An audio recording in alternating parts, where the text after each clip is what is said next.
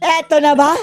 Eto na ba ang bagong super weapon ni Ngagba, mga kababayan, para labanan ang China?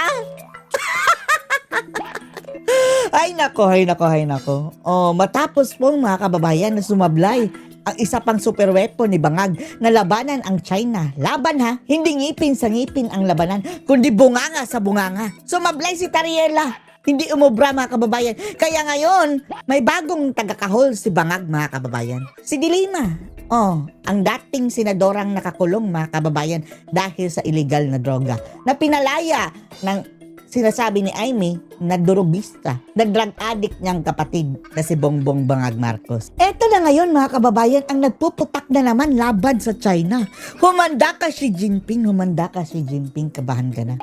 Nandito na ang dating nakakulong na senadora na ngayon naging kongresista. Siya na ang taga-bunganga ngayon, mga kababayan, laban sa China.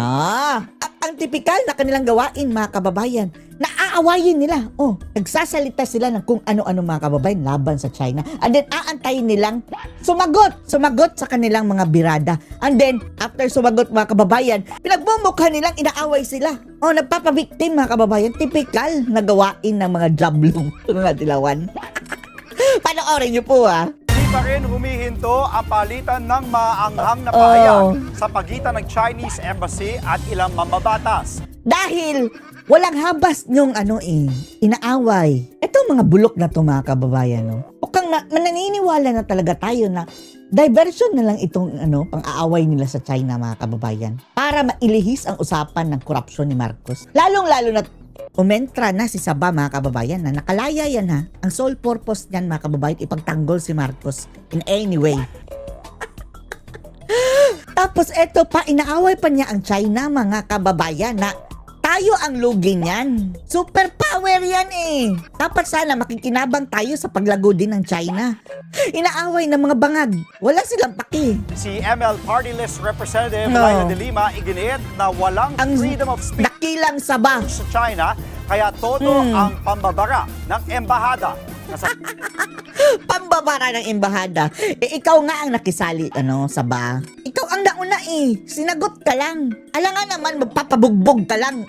Lord. Hindi natin kinakampihan ang China, mga kababayan, no? Pero mga gunggong na ang mga itong mga nagsasalita laban sa China, mga kababayan, no? Wala na sa rason. Oh, hindi na nakakabuti nga sa ating bansa. Frontline ng balitang yan, si JC Costa. Pakinggan nyo, ha? Pakinggan nyo sa nabi sa baha. Tuloy-tuloy pa rin ang palitan ng mga maaanghang na salita sa pagitan ng ating mga opisyal at ng Chinese Embassy. Ewan lang natin, mga kababayan, kung maanghang ba yung sinabi ng mga inchik. Hindi nga maanghang pa sa tingin natin, kundi nag-i-explain lang, mga kababayan. Una nang sinabi ni mamamayang liber... Oo, pakinggan nyo, ha. Una nang sinabi, this time, mga kababayan, si Dilima ang nag-first blood, mga kababayan, sa China. Bago siya sumausaw dyan, bago siya naging biktima. Tinira niya ang China, ha. Una ang sinabi ni Dilima sa Junel. Party List Representative Laila de Lima na nakakatawa raw kung paanong ine-enjoy ng tagapagsalita ng embahada ang freedom of speech sa Pilipinas. Oo. Siya nauna, ha. Siya ang nakisawsaw siya, mga kababayan, dito sa nag-aaway na world war sa China. Tinawag niyang nakakatawa. ikaw tawagin kang nakakatawa ka. Parang minaliit ka na, nakakatawa ka. Ganyan, you're so funny. Katawa-tawa. Clown. Ganyan. Hindi naman daw kasi nila ito magawa sa China dahil kontrolado raw sila roon ng one-party dictatorship. Dictator. Tinawag na diktador, mga kababayan. Di ba ang tinatawag mong diktador dati, Marcos? Bakit bumangag ka sa mga Marcos ngayon? Tinawag pa nilang diktador ang China, ha? Ang sagot dyan ni spokesperson Li Jinping. Pakinggan nyo ang sagot, mga kababayan, ha? Saan dito, mga kababayan, ang matalas? Sinagot lang siya, mga kababayan, ang matalas, yung birada ni Saba, mga kababayan. Eto, ha, ang sagot ng inchik. Mali at hindi raw nakatutulong ang ganyang mga pahayag. Oo, di ba? Mali mo naman talaga at hindi nakakatulong. Sinagot lang siya, ha? Tapos, pabiktima na, mga kababayan, si Saba. Junel, inatake ako na inchik, Junel. Parang ganyan na.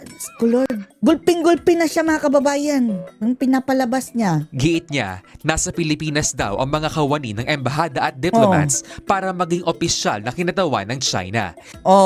Likewise, mga kababayan, sa mga empleyado na mga Pilipino na pinadala natin doon sa China.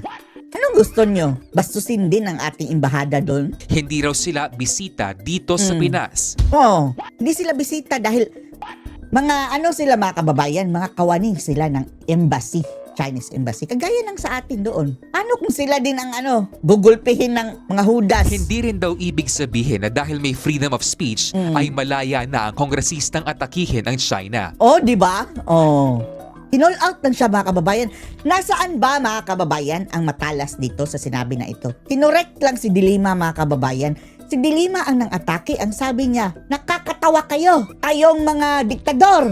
Oh, wala kasi kayong freedom of speech dahil diktadura. Huh? Huwag daw masyadong pilitin ni De Lima na manghialam sa China. Di ba?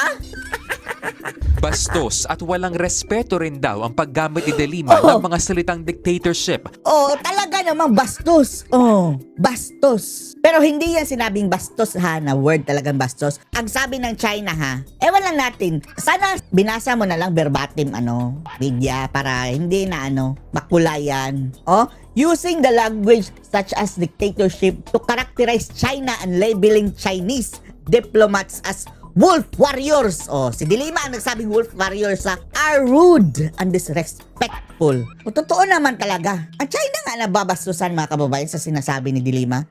Para ilarawan na kanilang bansa. Such words are unbecoming of an elected official. Hindi yan elected si Dilima for your information. Ano yan Hindi nga yan manalo, di ba, sa senador, kaya nandyan sa ML party list. Nung eleksyon, hindi na nakita kasi mga kababayan ang kanyang pangalan. Gumamit ng party list. ML party list. Pati yung mga kababayan, naglalaro ng Mobile Legends na paboto pa dahil ML. Oh. And then, ninominate na si Dilima. Pero talagang per se si Dilima, binoto? Hindi. Party list niya ang naboto. Hindi raw yan angkop sa isang mambabatas. Yag na yan. Oh, yan mga kababayan. Ang sakit-sakit! Ang sakit-sakit! Pabiktin Ng na naman embahada. dito. Pero para sa Pabiktin na isang naman dito si maritime law Dilima. expert, ang mga ganyang aksyon ng Chinese embassy Ang pinasagot niya mga kababayan, kakampon ni Sabah. ay maituturing daw Ang itsura nitong mga kababayan, si Tariela mga kababayan, parang ano ba to? Talaga nga bang tao? Baka napulot lang ito sa sa laot mga kababayan, Lord, mistulang Shokoy mga kababayan. Tagabunga nga ni Marcos mga kababayan. Ngayon, dalawa na silang Dilima. na panghihimasok sa domestic affairs ng bansa. Ikaw nga, kayo nga ang naggugulo dyan. Dapat sana itong mga diplomatic issues na itong mga kababayan is hinahandle ng DFA. Hindi na yung si Tariela mga kababayan, Lord. Tapos ngayon, susali pa si Sabah. Bagong super weapon, nagagba laban kay Xi Jinping. Kabahan ka na. Intervention na yan, direct interference na yan. Doon sa democratic participation, democratic discussions ng bansa. Okay? Ay, So, nako. kumbaga off-limits talaga sa kanila yan. Kung totoo silang Sige. Yan kung gusto man lang ninyo ng diversion, wag yung mapapahamak ang buong bansa, mga bangag. Baka magdudulot ito sa gera mga kababayan itong mga pag-aangas ni Tariela tapos ngayon sasali pa si Sabah. Disgrasya tayo. Kung gusto nyo magpa-divert, balik na lang tayo doon sa puwet ni BBM na mayroon diverticulitis. Kasing din yan sa diversion. Di ba kasing lala din mga kababayan dito sa pinaportray nila ngayon. Kung dapat nang palitan ng ambassador ng China Yan ang dapat palitan, Hoy, it's not for you to decide. Dahil, magde-decide yan ang China mismo. Ano kayo, sa Pilipinas, sinswerte? depende raw ito kay Pangulong Bongbong Marcos. May bangag. Samantala, sinagot naman ni Philippine Ito Coast na mukhang, ay nako, mukhang, ewan na natin mga kababayan, parang yung nalambat doon sa laot. Guard spokesperson for the West Philippine Ang laki ng bunganga mga kababayan. Ang laki ng bunganga. Sea Commodore J. Tariela Oo, tingnan niyo ang bunganga mga kababayan. Times 2 sa atin. ang mga nagsasabing pagtitrigger Halos, ay nako, parang bullfrog, lang sa China ang dulot ng transparency efforts ng gobyerno sa West Philippine Sea. Bakit biglang sikat? Biglang sikat itong animal na to, Parang umi-excite na mga kababayan. Di ba kinasuhan ito si Sasro Gando Sasot?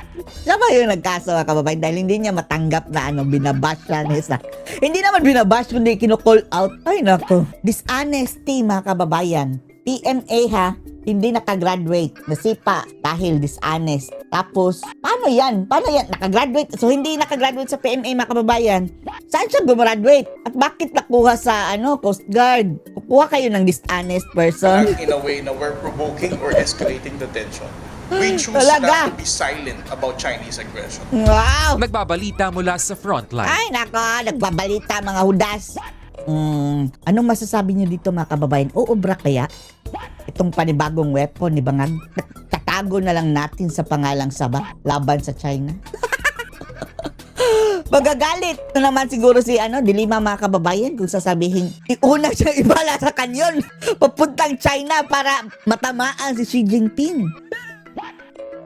Diretso sa kwarto ni mga kababayan si Jinping habang natutulog tapos biglang bumagsak si Saba doon. Andito na ako! Oh, wala na, disgrasya. Baka ito na nga mga kababayan ang super weapon ni Bangag. Ano masasabi niyo dito? Post your comments below.